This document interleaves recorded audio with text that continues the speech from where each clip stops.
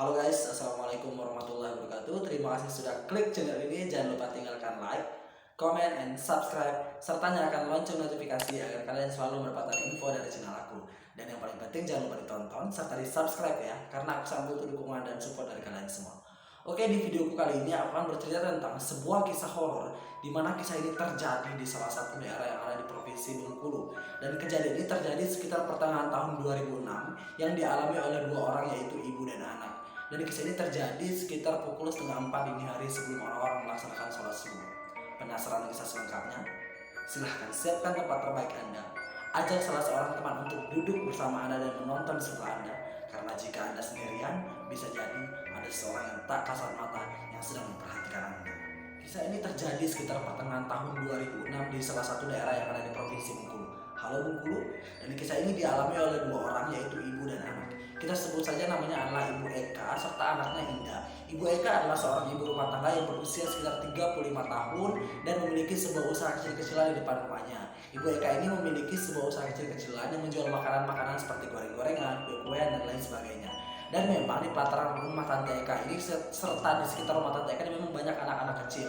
Jadi memang sudah terbiasa dan sekaligus juga mengisi kegiatan hari-harinya, maka Tante Eka ini membuat sebuah usaha. Karena memang di sekitaran rumah Tante Eka ini memang banyak anak-anak kecil, sehingga Tante Eka memanfaatkan kesempatan ini untuk mengisi kegiatan hariannya dengan cara menjual makanan-makanan kecil di depan rumahnya. Kemudian Indah adalah seorang anak kecil yang baru berusia sekitar 5 tahun yang pada saat itu baru saja memasuki pendidikan taman kanak-kanak. Indah ini adalah seorang tipikal anak yang sangat bersemangat. Indah ini punya banyak teman, dia senang berbicara, senang bersosialisasi, dan juga senang menyapa orang-orang yang ada di sekitarnya. Indah adalah seorang tipikal anak yang sangat ceria dan sangat senang bergaul dengan banyak. Sudah menjadi kebiasaan di mana Tante Eka ini setiap akhir pekan pasti akan pergi ke pasar untuk membeli bahan-bahan makanan. Karena memang stok persediaan di warungnya itu sudah habis. Dan setiap akhir pekan juga dia akan selalu mengajak Indah untuk pergi ke pasar. FYI, kenapa Tante Eka ini selalu mengajak Indah untuk pergi ke pasar? Karena memang Indah ini tidak ada yang menjaga. Karena memang Tante Eka ini tidak menyewa yang namanya asisten rumah tangga. Kemudian untuk suami dari Tante Eka ini sendiri, biasanya dia pulang kerjanya adalah setiap akhir pekan itu sekitar jam 10 pagi. Makanya Indah ini tidak ada yang menjaga, sehingga Tante Eka pun selalu mengajak dia pergi ke pasar. Nah, kenapa Tante Eka ini selalu mengajak dia untuk pergi di subuh hari? Karena memang pasar yang berlokasi di tempat Tante Indah ini tuh bukanya adalah setiap dini hari sampai dengan jam 7 pagi. Nah, itulah kenapa Tante Eka ini harus selalu pergi pagi-pagi agar tidak kehabisan stok bahan makanan di pasar.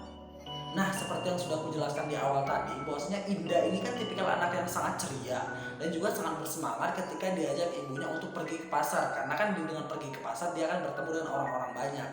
Nah, namun kali ini terjadi keanehan pada Indah ini sendiri, yang dimana ternyata keanehan inilah yang menjadi awal mula dari keseraman dan kengerian yang akan dialami oleh mereka berdua selama di perjalanan nanti.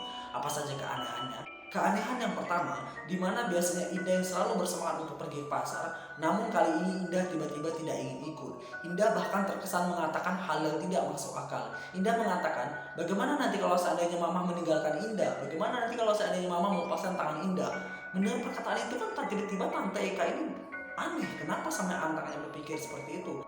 Mendengar perkataan Indah seperti itu, akhirnya Tante Eka pun mencoba untuk meyakinkannya. Tante Eka mengatakan, nanti Mama tidak akan pernah meninggalkan kamu selama di perjalanan. Dan kemanapun kita pergi, Mama akan selalu memegang tangan kamu. Mendengar perkataan ibunya seperti itu, maka Indah pun percaya dan akhirnya dia ingin ikut ibunya pergi ke pasar. Kemudian ketika mereka akan bersiap-siap untuk segera pergi ke pasar, keanehan kedua pun terjadi. Di mana ketika Tante Eka ini membuka pintu, karena memang di depan rumah Tante Eka ini ada sepetak halaman yang itu dipagari oleh bambu. Nah, ketika Tante Eka ini membuka pintunya, tiba-tiba saja ini berteriak dengan histeris. Indah tiba-tiba menutup matanya dan dia menunjuk-nunjuk ke arah depan pintu rumahnya. Dan dia menunjuk tepat di depan pintu pagarnya. Nah, Tante Eka yang melihat perilaku anaknya Indah seperti ini kaget kan. Akhirnya dia coba dekati Indah, dia segera peluk anaknya, kemudian dia bacakan ayat Al-Quran di telinga anaknya. Kemudian setelah dia bacakan ayat Al-Quran, baru anaknya bisa tenang. Kemudian setelah anaknya tenang, barulah Tante Eka ini bisa meyakinkan Indah untuk segera menemani untuk pergi ke pasar. Nah, kemudian akhirnya mereka pun pergi berjalan ke pasar untuk membeli bahan-bahan tersebut. Nah, setelah beberapa menit mereka berjalan, kemudian Tante Eka ini merasakan sesuatu yang aneh. Kenapa? Pertama hal yang aneh yang dirasakan oleh Tante Eka adalah ketika dia sedang berjalan, Dia melihat sebuah rumah yang berwarna hijau, di mana di kedua sisi dari rumah tersebut ada dua buah pohon pisang yang menghampiri rumah tersebut. Nah, perasaan dari Tante Eka sendiri, rumah ini sudah pernah dia lewati. Lalu setelah berjalan lagi beberapa menit kemudian, dia kemudian menemukan kembali rumah itu lagi. Lalu kemudian dia berjalan lagi, bertemu lagi dengan rumah itu. Sampai 3 kali sampai 4 kali hal ini terus terjadi secara berulang-ulang. Melihat kejadian yang terus berulang-ulang tersebut, akhirnya Tante Eka mencoba menenangkan dirinya. Dia mencoba untuk tetap fokus sambil dia terus berjalan agar segera bisa sampai ke pasar untuk membeli stok bahan makanan tersebut. Nah, ketika dia sudah berjalan lagi beberapa menit, tiba-tiba anaknya Indah ini baru menyadari keanehan tersebut. Dan anaknya Indah ini mengatakan, "Mah, kok kita lewat rumah ini lagi? Tadi kan kita sudah lewat rumah yang berwarna hijau itu. Kok kenapa kita lewat rumah ini lagi?" Nah, Tante Eka mendengar anaknya mengatakan seperti ini, kan dia kaget. Oh, ternyata tidak hanya aku sendiri yang merasakan keanehan ini. Ternyata anakku pun juga merasakan hal yang sama.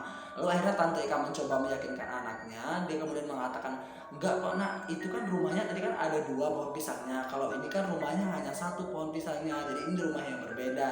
Nah, maksud dari Tante Eka sendiri adalah agar dia bisa menenangkan Indah dan agar supaya anaknya Indah ini tidak panik dengan kejadian yang mereka lihat secara berulang-ulang tersebut. Kemudian ada satu hal lagi yang menurut Tante Eka ini juga janggal, di mana suasana di subuh itu benar-benar sepi sekali. Di mana biasanya setiap subuh hari di sekitaran pelataran rumah Tante Eka menuju ke pasar tersebut sangat ramai ibu-ibu dan anak-anak yang sudah keluar di subuh hari hanya untuk bersiap-siap untuk melaksanakan sholat subuh, ataupun ibu-ibu yang sekedar berberes-beres, menyapu dan lain sebagainya di depan rumahnya. Namun pada subuh itu keadaan benar-benar sepi, gelap, sunyi dan mencekam. Nah, hal inilah yang semakin menambah ketegangan dan juga kengerian dari perjalanan yang dialami oleh Tante Eka dan anaknya Indah tersebut. Lalu setelah mereka berjalan, akhirnya mereka sampailah di pertigaan jalan, di mana jalan yang sebelah kanan itu menghadap ke arah jalan raya dan jalan yang sebelah kiri itu menghadap ke perumahan warga yang di kiri dan kanannya itu terdapat pohon-pohon bambu. Nah, akhirnya Tante Eka ini memilih jalan yang sebelah kiri. Pertimbangan dari pemilihan jalan sebelah kiri adalah dikarenakan jalan yang sebelah kanan yang menghadap ke arah jalan raya itu dirasa jauh lebih jaraknya. Dan pertimbangan dari pemilihan jalan yang sebelah kiri adalah dikarenakan jalan yang menghadap ke sebelah kanan yang menuju ke jalan raya itu jaraknya jauh 2 kali lipat lebih jauh dibandingkan jalan yang sebelah kiri. Sehingga apabila nanti Tante Eka memilih jalan yang sebelah kanan, dikhawatirkan nanti akan kehabisan stok bahan makanan, karena kan otomatis sampainya akan lebih lama seperti itu.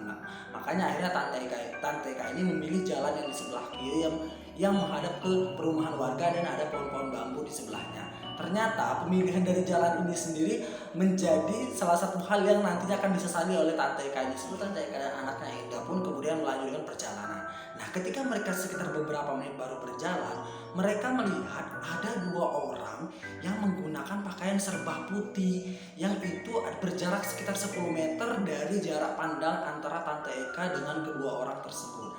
Nah, 2 orang ini memakai pakaian yang serba putih berjalan. Melihat 2 orang tersebut, Tante Eka tidak menganggap hal ini sebagai suatu hal yang aneh, karena wajar lah, dia pikirkan pada saat itu orang mungkin sudah bersiap-siap untuk melaksanakan sholat subuh, karena memang kan mereka berangkat itu adalah menjelang subuh. Nah, kemudian mereka berjalan kembali sekitar jarak 7 meter. Tante Eka ini kembali lagi melihat 2 orang tersebut. Nah, ketika dia melihat 2 orang tersebut, dia melihat secara samar-samar muka dari kedua orang itu tidak terlihat dengan jelas. Yang terlihat dari Tante Eka itu hanya berwarna hitam polos, tapi Tante Eka masih tetap mencoba untuk berpikir positif karena memang penerangan di jalan tersebut cukup benar-benar minim sekali. Nah, bahkan dari jarak satu rumah ke rumah yang lain itu hanya terdapat 1 lampu penerangan, dan hal itulah yang membuat Tante Eka ini tidak berpikir aneh-aneh terhadap hal yang dilihat tersebut, karena memang penerangan di jalan itu cukup minim. Lalu kemudian mereka berjalan lagi. Nah, kemudian setelah jarak mendekati 5 meter, jarak antara Tante Eka dan 2 orang tersebut hanya berjarak 5 meter. Disinilah puncak ketegangan terjadi, di mana kedua orang yang memakai baju berwarna putih tadi terlihat dengan jelas oleh Tante Eka bahwasanya warna putih yang mereka pakai itu, pakaian yang mereka gunakan itu bukan putih bersih seperti yang kita lihat pada umumnya, tapi ini lebih kepada seperti berwarna putih yang sudah kusam. Atau baju putih, misalnya kita ada baju putih nih, kemudian kita itu kita timbun di dalam tanah, dan warna itu akhirnya menjadi kusam seperti itu, sudah kotor, dan juga bagian bawah itu agak sedikit ada robekan seperti itu. Nah, melihat ini kan Tante Eka ini kaget, loh ini apa ini? Ini benar orang memakai baju seperti ini. Dan pada saat itu juga dimana kedua orang yang memakai baju tiba saja berhenti, mematung, dan tanpa gerak sedikit pun. Nah, melihat hal ini Tante Eka sudah benar-benar yakin bahwasanya apa yang ada di depan mukanya sekarang itu bukanlah hal yang wajar. Kemudian ada hal yang lebih membuat kaget kembali, dimana ketika dua orang ini sedang berhenti dan melihat ke arah muka Tante Eka dan anaknya Indah, disinilah Tante Eka baru dengan jelas melihat bahwasanya muka dari kedua orang itu benar-benar tidak ada, alias benar-benar polos, hitam, dan tidak ada mukanya sama sekali. Dan ketika Tante Eka melihat ke arah tangannya, kakinya pun juga tidak ada sama sekali. Jadi kan benar-benar kayak hanya kain putih seperti itu yang benar-benar melayang, tapi bentuknya kayak orang seperti itu. Nah, kemudian belum selesai lagi keterkejutan Tante Eka melihat dua orang yang tanpa muka tersebut, lalu tiba-tiba saja dua orang itu melayang, benar-benar kayak melayang. Dan kalian tahu dia melayang kemana? Dia melayang ke arah pohon-pohon bambu yang ada di pinggir dari jalan tersebut. Dan pada saat itu entah kenapa badan dari Tante Eka ini tidak bisa digerakkan. Dia tiba-tiba menjadi kaku, dia tidak bisa bergerak sama sekali, begitupun dengan anaknya Indah. Nah, ketika bayangan tersebut melayang, ketika dia melayang ke arah ke pinggir jalan tersebut, dengan spontan juga mata dari Tante Eka ini sendiri melihat ke arah bayangan tersebut melayang, melihat ke arah dua sosok tersebut melayang. Dan apa yang Tante Eka lihat? Tante Eka melihat di atas kepala dari dua sosok tersebut ada ikatan tali pocong. Ya benar-benar ikatan tali pocong. Dan pada saat itulah Tante Eka ini sadar apa yang dia lihat ini bukan manusia, tapi ini dalam tanda kutip benar-benar sosok tak kasat mata. Dan benar-benar pocong. Dan pocong itu bergerak kepalanya ke kiri, ke kanan, ke kiri, ke kanan, ke kiri, ke kanan, sambil terus menatap ke arah mata Tante Eka. Dan Tante Eka pun tidak bisa bergerak. Dan kalian bisa bayangkan berapa menit Tante Eka tidak bisa bergerak dan saling bertatap-tatapan kedua sosok pocong itu? 20 menit. Ya Allah, kasihan kali. 20 menit dia saling tatap-tatapan dengan pocong tersebut dan tidak bisa bergerak sama sekali. Dan pocong itu selama 20 menit terus menggerakkan kepalanya ke kiri, ke kanan, kiri, ke kanan, ke kiri, ke kanan, dan terus melihat ke arah Tante Eka. Mengalami kejadian itu, Tante Eka hanya bisa pasrah. Dia hanya bisa membaca ayat kursi di dalam hatinya sambil terus menguatkan dirinya agar tidak pingsan. Karena kalau seandainya dia sampai pingsan, nanti bakal berabe karena kan dia bawa anaknya Indah seperti itu.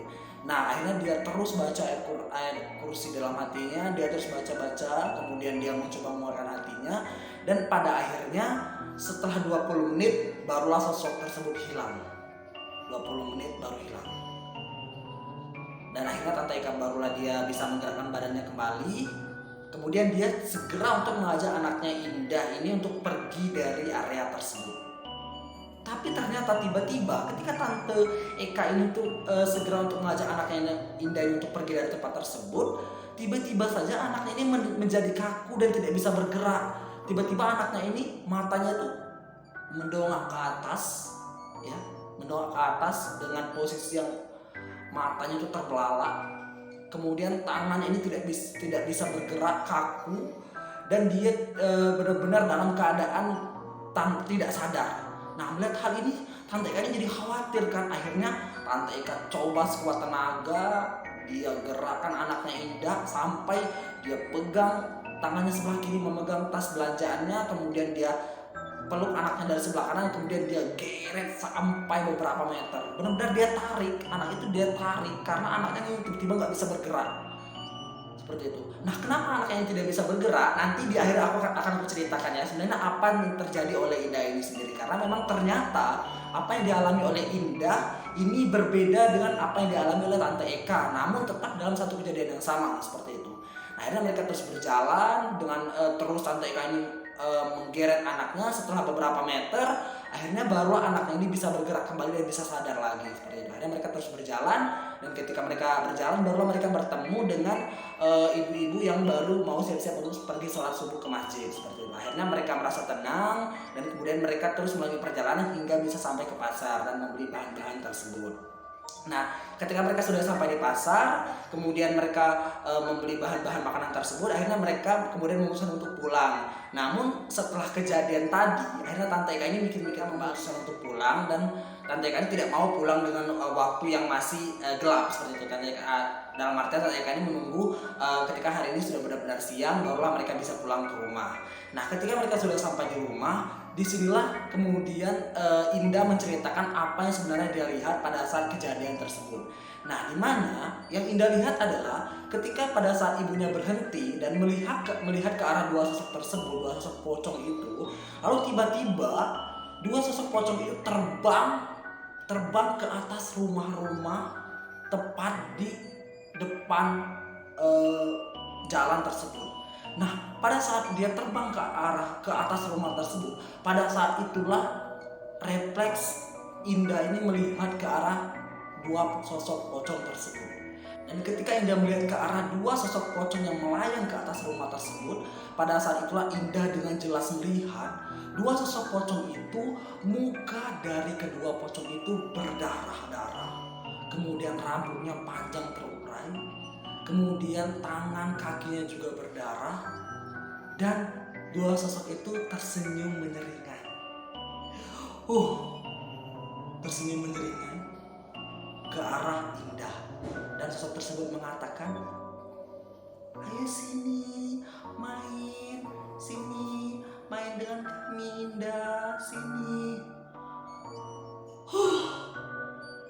Dan itulah yang dilihat oleh Indah, di mana Indah melihat sosok yang benar-benar mengerikan dari kedua sosok itu. Dan lidah dari kedua sosok itu terjulur panjang sekali sampai menyentuh tanah. Dan itulah yang membuat Indah tidak bisa bergerak dan membuat Indah benar-benar ketakutan. Nah, setelah kejadian ini, tiba-tiba saja Indah ini sakit sampai dengan 1 minggu. Dan sakitnya ini sampai-sampai harus membuat Tante Eka ini menghentikan pekerjaannya sementara. Sampai-sampai Tante Eka ini membawa Indah ke rumah sakit dan mencoba memberikan perawatan terbaik untuk anaknya Indah ini. Namun tidak ada perubahan yang signifikan dari Indah ini. Akhirnya setelah Tante Eka ini berkonsultasi, kemudian bercerita juga dengan tetangga di sekitarnya, kemudian tetangga di sekitar tersebut menyarankan bagaimana kalau Indah ini dicoba dibawa ke orang yang pintar, dalam tanda kutip orang yang memiliki kemampuan khusus untuk mengobati orang-orang yang mendapat gangguan dari makhluk tak kasat mata tersebut. Nah, akhirnya Tante Eka ini mencoba membawa Indah ke orang yang pintar tersebut. Akhirnya Indah diobati dan akhirnya Indah bisa sembuh kembali. Tapi untuk hal ini kita tergantung kepercayaan masing-masing ya. Jadi kita sebagai umat muslim, kita tetap harus percaya bahwasanya apapun yang terjadi tetap kita harus berikhtiar kepada Allah Subhanahu wa taala, karena memang yang memberikan kesembuhan dan kesakitan itu hanyalah Allah Subhanahu wa taala saja. Jadi kita tidak boleh mempercayakan hal itu kepada orang-orang yang dalam tanda kutip memiliki kemampuan di luar dari manusia pada umumnya tadi. Nah, selepas dari kejadian ini, Tante Eka cukup trauma. Bahkan sejak saat itu Tante Eka ini tidak pernah lagi ingin mengajak anaknya Indah untuk pergi ke pasar di waktu subuh hari. Kalaupun Tante Eka ini akan pergi ke pasar, dia biasanya memilih waktu lain, yaitu biasanya siang hari atau sore hari. Karena memang setelah kejadian ini pun Tante Eka ini sudah tidak berani lagi untuk pergi ke pasar sendirian. Bahkan anaknya ini pun juga tidak berani lagi untuk ikut ke Tante Eka ke pasar untuk membeli bahan-bahan makanan tersebut. Nah, akhirnya setelah kejadian ini terjadi, kemudian beberapa bulan kemudian barulah Tante Eka ini berani bercerita tentang kejadian yang dia alami di subuh tersebut kepada orang-orang yang ada di sekitar wilayahnya. Nah, ketika dia bercerita, barulah ada warga yang mendengar cerita tersebut dan mereka menanggapi. Mereka mengatakan memang dulu katanya ada dua orang sepasang kekasih yang dimana mereka itu sudah lama berpacaran. Kemudian mereka ini ingin menikah. Namun orang tua dari si wanita tersebut tidak menyetujui dikarenakan ada perbedaan status ekonomi, sehingga hal inilah yang membuat dua orang ini melakukan bunuh diri seperti itu, melakukan bunuh diri. Dan mungkin saja dari kematian yang tidak wajar inilah akhirnya mereka memberikan teror seperti itu kepada warga-warga di sekitar daerah tersebut. Memang sebelumnya sudah banyak warga yang mengalami teror dari kedua suku tersebut. Namun teror yang dialami oleh warga tersebut tidak se ekstrim apa yang dialami oleh Tante Eka dan anaknya di subuh hari tersebut.